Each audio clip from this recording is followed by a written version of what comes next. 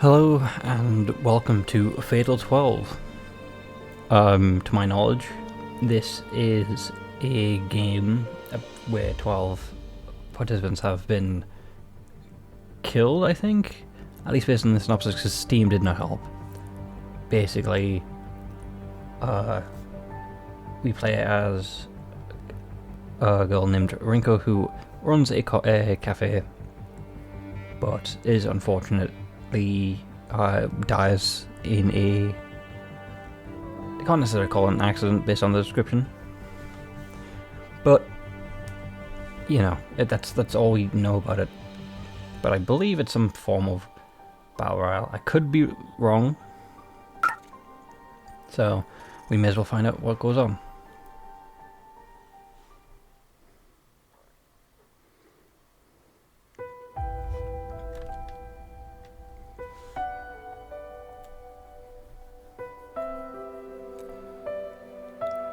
Dog paws, time gears, and there are a number of terms used to describe a sequence of events that lead to a specific outcome.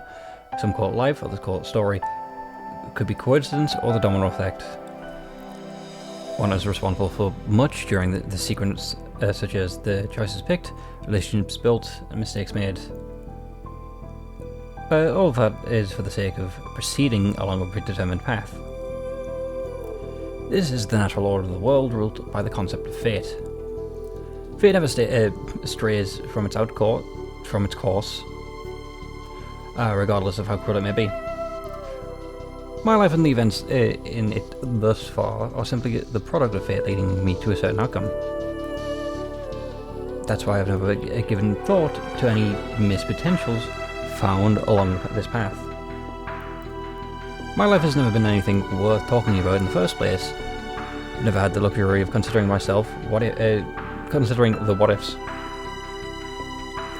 After all, I've convinced myself life has no do-overs, and once the story ends, that's it.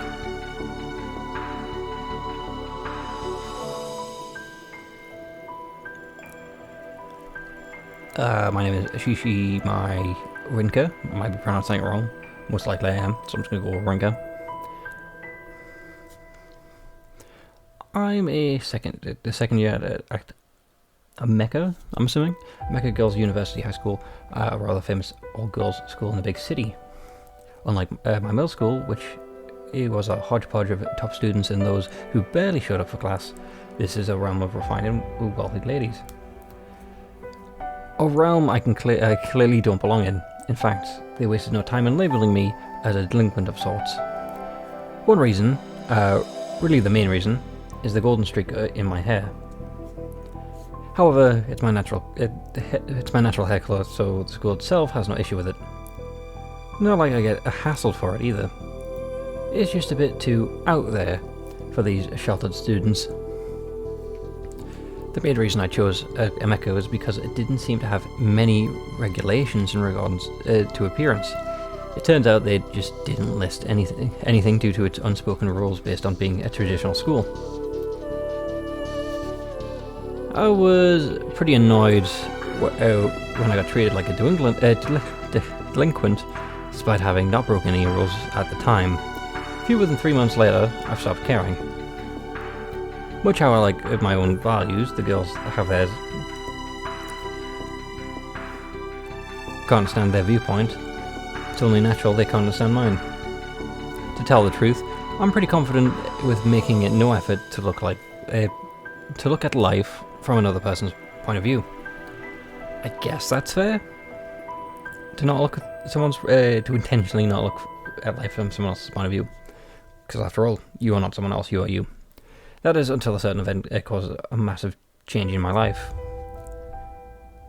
It all starts on a certain day before Golden Week. No idea what that is.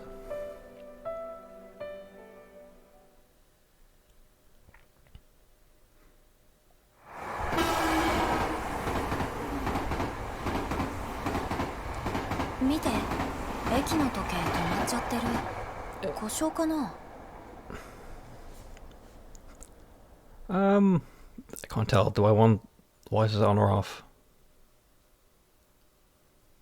Hold on, let's see. Tip. One of Tokyo's main stations.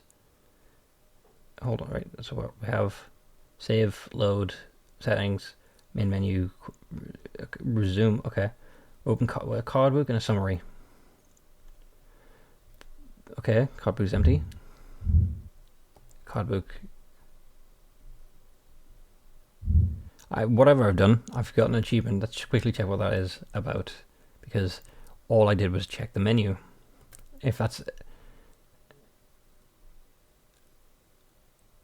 okay, literally just checking out the menu got me 2 achievements and I didn't even notice. Anyway, background music, location. Okay, one of Tokyo's main stations, which provides access to a number of rail lines. Its position as a major commuter route earned the title of all the highest numbers of the number of commuters in the world in 2015. Rinka herself makes use of it often, both of the school and during her free time. Cool. How do I... Hold on. Just turn off the voices, because, I mean, to be fair, well, we don't speak the language. Well, I don't speak the language. The station clock's not moving. I wonder if it's broken. I mean, that is the logical outcome. That's what people would assume.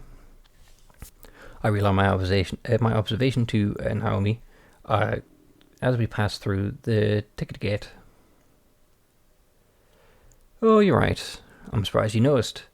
It's not often you see something like that. Well, I mean, at least we have a friend despite being labelled as a delinquent. Right, sorry for interrupting you. What were you saying? Well, I seem to have forgotten too.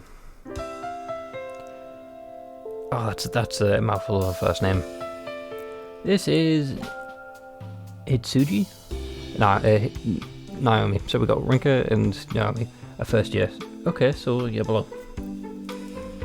You might assume that I know her from the club activities or something like that, something like the student council, but it was a coincidence that brought us together. She may be my junior, but I simply see her as a friend because age difference doesn't matter much to me. I mean, it's only a year, so... We're heading back to my place right now, making our way to the station platform to wait for the train. You were standing still. How did you trip over? That's not posing or else not going to stop her from falling. But watch it. She yelps as she trips over nothing but air. Yep, she tripped over nothing but air. Fortunately, I snag her hand and keep her from falling on her face. It's good because she's wearing glasses. Don't want to break those. Well, she took me forward in the process because she's a bit taller than me, but she manages to regain her balance quick. Sorry again. No worries. Thank you so much. Now you're overreacting. I just noticed she's got red eyes. Interesting. I'm not sure if it's due to her meek nature or not, but Naomi tends to trip herself up pretty often. Okay. She's the kind of girl, yeah, you look at suddenly feel an inexplicable urge to protect. Well, that may be for you, but I don't know, it's weird. Especially since I don't get why you would feel the need to protect someone who's taller than you, I guess. That might just be my perspective on things. Well, what's up? My hand. Oops. I had forgot to let go of her hand after the catching it. Well, I mean, to be fair, you might need to hold on. Especially if you're going on a train. Who knows how many times she's going to fall over. Oh, sorry. Did I? No, not at all. It's just while she casts her eyes downwards as she answers. Maybe I squeezed a bit too tight without realizing it. I let go with an apologetic expression. Train's almost here. Let's get going. She fixes her glasses, which had become askew after tripping, and then points towards the platform with haste. Situations like these typically lead to a replay of the events from just a minute ago. So then why did you let go of her hand? Jeez, you're really a handful, you know that? She bumps right into a passerby the moment she starts to walk to the platform. Is it going to be someone that we know? Even worse, it causes them both to topple over. I'm so sorry. Well, considering she's in the bill now and we're at the side, it's going to be someone now, I'm assuming. Sorry, she's a bit too clumsy for her own good. I make my way over. Oh, apparently not. Okay. I make my way over as they get back to their feet. She bumped into what seems to be a young girl. Yeah, she seems to be the same height as me, but her face is definitely younger. Sometimes Naomi gets mistaken for a middle schooler thanks to her being to her big round eye. What? Okay. But that's not the case with this girl. You have a key strapped onto your bag. It is out in the open. Why? Also, apparently I was wrong again. We are meeting someone new. You okay? I noticed that how pallid. Okay, interesting. Her eyes. When I try to speak to her, her hair's pure white and mostly obscured by her hat. She definitely looks young, but her facial features stand out more than your average person's. Safe to assume that she's a foreigner then. Means her hair isn't dyed either. Unlike Naomi, this girl hasn't fallen backwards. Since Naomi bumped into the girl's back, you'd think that she would fall face first, but she quickly spun around while falling.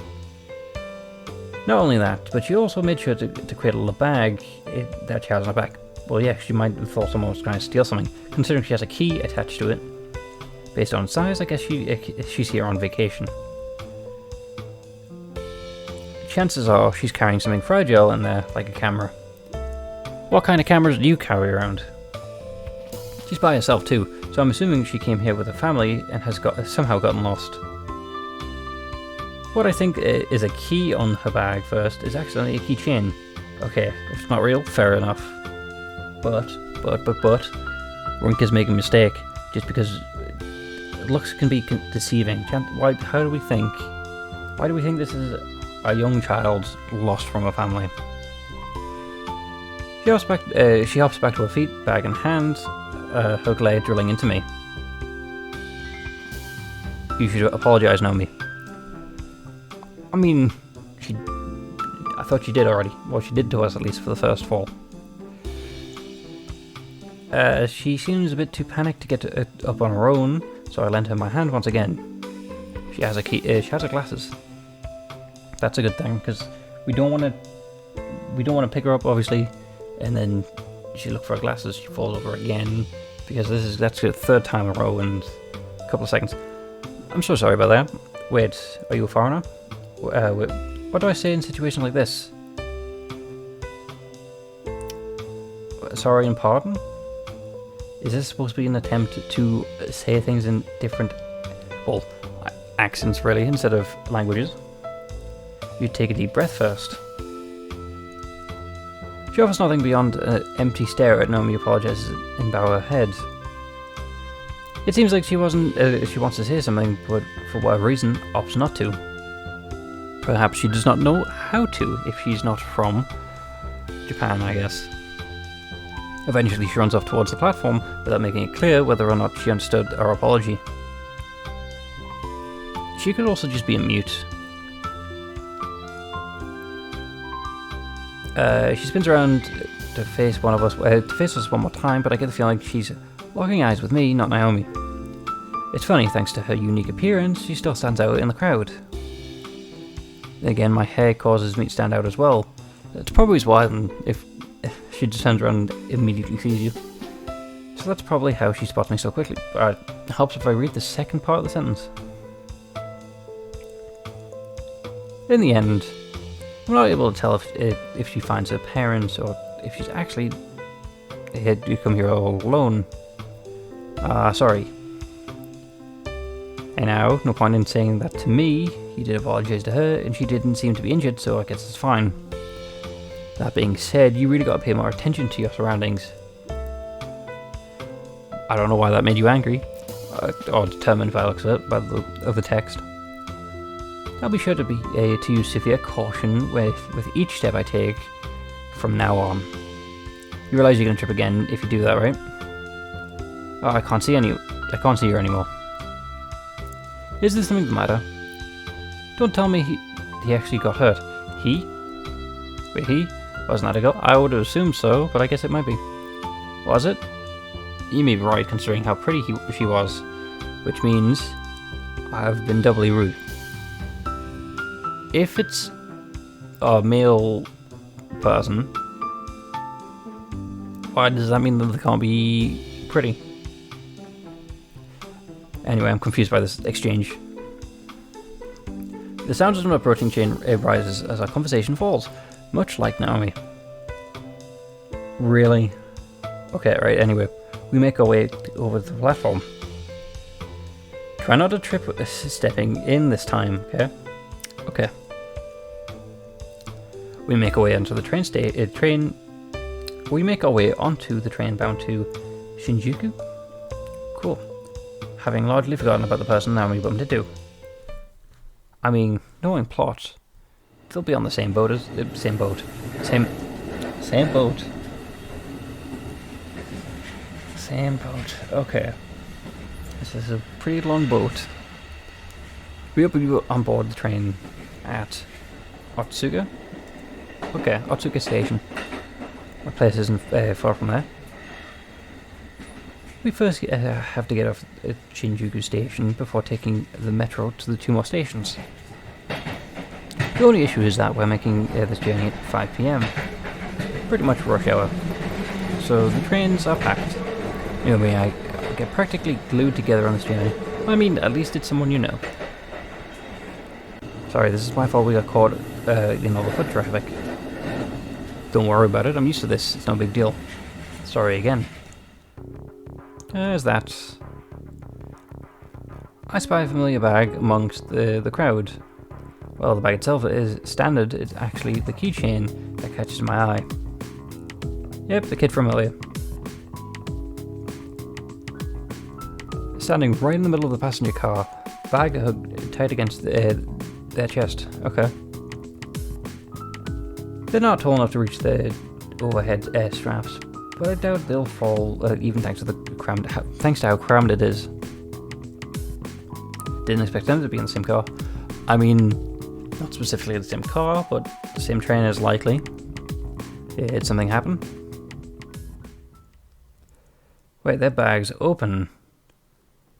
The strap is probably unfastened a bit due to the people rubbing against it a bit on the train. I'm just worried because the kid didn't seem to have noticed.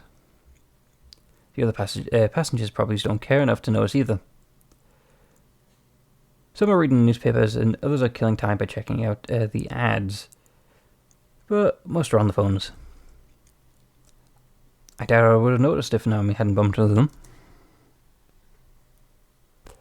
And that's why I'm the only one to see what they are doing. With a deadly serious expression, almost as if being squashed by incredible pressure. Oh no, that is not what we think it is, right? Something black is peeking out of the bag. It looks mechanical, but different from a camera or a laptop. For whatever reason, my mind leaps to conclusions that I've only read in fiction. Yep. Before I could finish, it happens. A flash emits out of the bag. A bow. Naomi. Well, at least we saw the person who did this. The detonation is almost instantaneous. A wave of heat propels throughout the train car, enough to feel my skin being seared off. That's a great way to start a game. A sharp explosive rolls comes after, puncturing my eardrums. I duck in front of Naomi and push her away. I feel my body being pushed by the explosion shockwave too. How is this a small explosion or a big one? And in that moment, my body is burned beyond repair within the flames.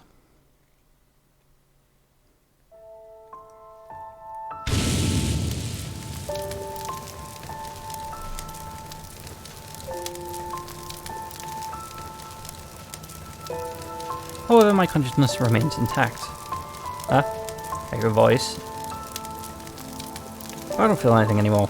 Vivid memories pulse through me, the shockwave of the pain, the heat searing through my body. And yet I no longer feel any of it. My consciousness begins to fade. Or maybe I've already lost it. But this is a remnant of it before it fades away completely. The final fleeting moments of consciousness drowns in the sea of fire. Is this Naomi trying to wake us up? Rinka. My sight gradually fades too. No doubt my consciousness will be spirited away like the leaf in the gust of wind. If nothing else, being able to hear the voice puts me at ease.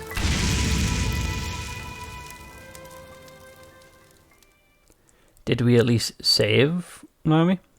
There's no arguing at the fate that's decided to end my life here and now.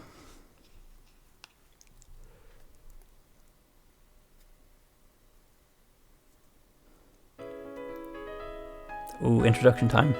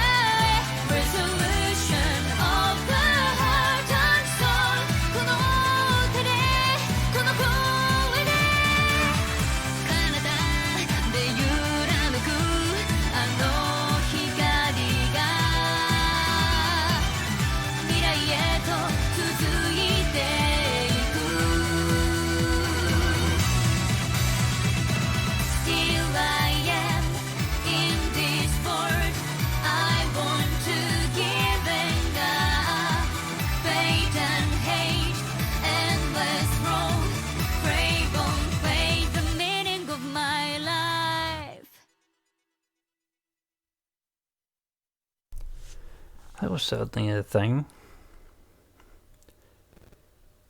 I mean, I would hope that you all managed to see that and YouTube doesn't ask me to remove it. Rinka, are you there? Rinka? Are you two voices calling out to me? I know who they belong to without even seeing their faces. Wake up, dammit. Ouch. A sharp pain rushes through my forehead, causing me to finally lift my face off my arms. No doubt that'll sting for a while. We're sweating quite a bit. What happened to the fire? Fire? Were you dreaming? Sounds weird. Okay then. At least people are safe then. And either it was a dream, or we went back in time. Rationally, we would assume it was a dream.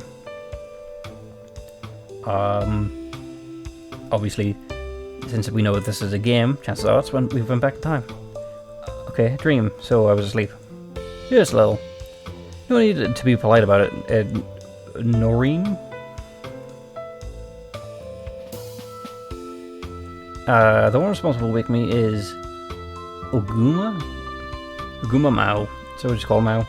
Classmate, as usual, she's got her widely colourful hair tied up, nice and neat into pigtails. Just on the off chance, again, that I do have to get rid of the introduction to the game. Mao was definitely in the title. Besides, there's Naomi, and seeing how they're still in their uniforms, I guess we just got back from school. Do we not remember what time it is? We're at the Lion House, the cafe run by my grandmother. The first floor serves as the cafe, while the second floor serves as her home. Since I'm living with her, my room's also on the second floor.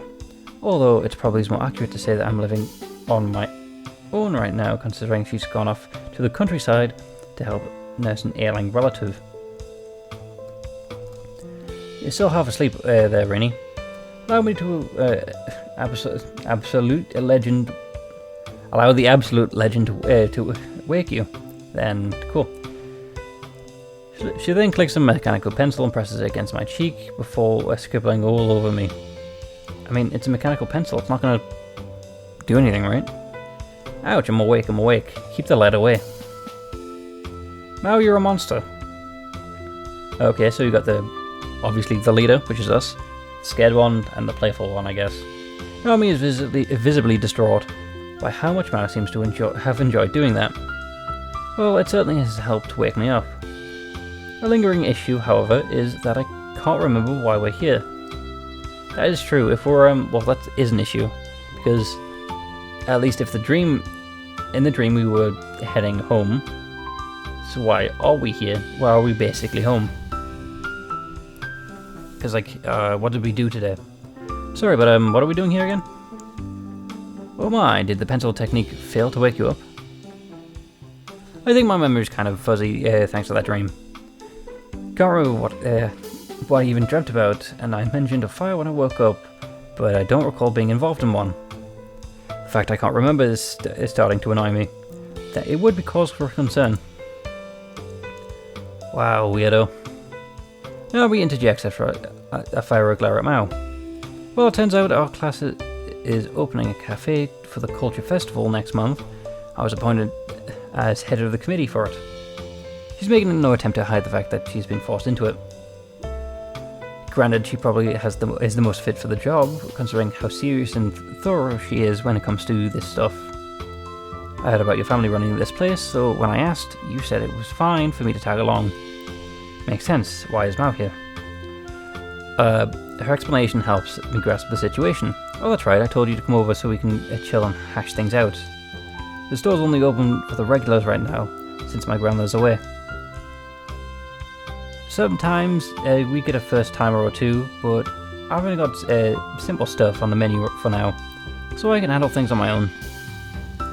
It doesn't really get busy, so there's no issue in inviting her along. As my grandma always says, Limehouse is everyone's second home, so there you have it. Yep, there you have it. I hope I hear that today. I understand what she means. This is the first time I've been here, but I feel so welcome. Just make sure you don't feel too at home and fall asleep. Shut it. Mind explaining what you're doing here then? I was bored. Honestly, I should have expected that much. Figures. What does your class plan to do on? What is your class plan on doing? I can't remember if it was a haunted house or a fortune teller. Basically, we haven't decided. Really, shouldn't you have some idea by now? Okay, yeah. So, yeah. It was stated that Naomi's a year younger, and Mao's a classmate, okay. Things will work out one way or another. I hate to say this when you're working so hard, but we really don't care about how things go, or how it goes. Me and Rinka aren't the most popular girls in class, after all. The committee's making sure we don't get too involved. I mean, ours is not even we're not popular for a reason that we can't control. Why are you not popular? Yep, although it's not the only reason I'm helping you. Just keep in mind that I'll be busy here sometimes. Okay, thank you. She's not struggling to hide her concern. After hearing that, she probably thinks we're being bullied. I mean, you technically are.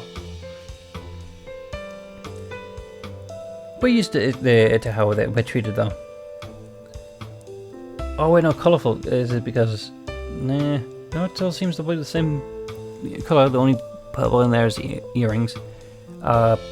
It's not like we're going out of our way to ignore us. It's just that we'd rather avoid us whenever possible. It's funny though. I still get along with plenty of the girls, and I'm pretty sure no one outright dislikes me. I mean, you have not had a reason to be disliked, especially as someone who's peering into your life from a third person. You might be more accurate to say that they try not to get too involved in our lives. They understand that we're different, so it creates a rift between us. Speaking of different, we're not the only two.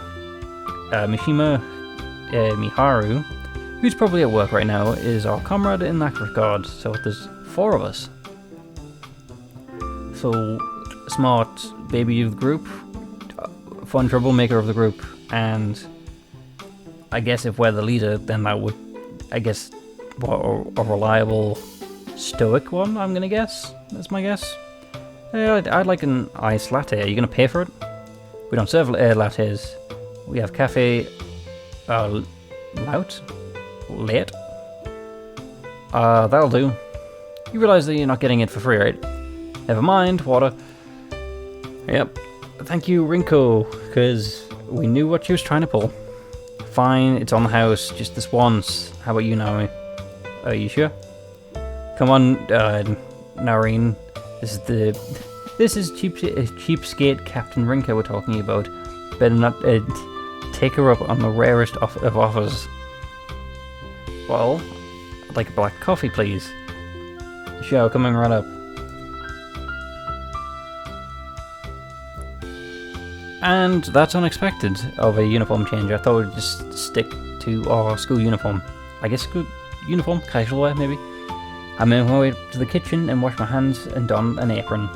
All that for 2 drinks. But I think we'll call out there. Hopefully this'll I can't tell if this will be a slow, relaxing kind of game. I say that as we've just endured an explosion, or if we, if this will be some kind of, you know, something more, I guess is what I can say. But hopefully you've enjoyed, and hopefully you can see you in the next one. With that, goodbye.